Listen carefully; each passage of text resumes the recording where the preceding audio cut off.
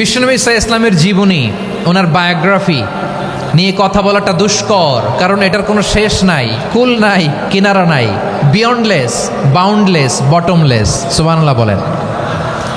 কারণ তিনি তো এমন নবী যিনি হ্যাঁ বললে এটা শরীয়তে হালাল হয়ে যায়। নবীর মুখ দিয়ে যদি বেরোয় হ্যাঁ, নাম, ইয়েস, তাহলে এটা হালাল। ঠিক কিনা বলেন? এ নবীর মুখ দিয়ে যদি না বের হয় যে না, নো, তাহলে এটা শরীয়তে হারাম হয়ে যায়।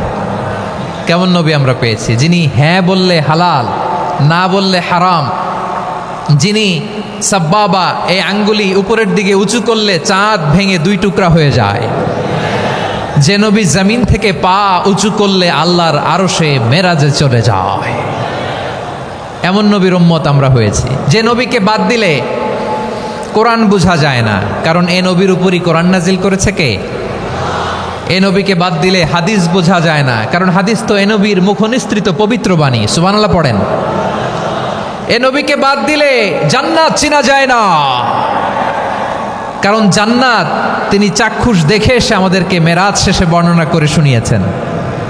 এ নবীকে বাদ দিলে জাহান্নাম চেনা যায় না, এ নবীকে বাদ দিলে আমার রবকে চেনা যায় না। ঠিক কিনা বলেন?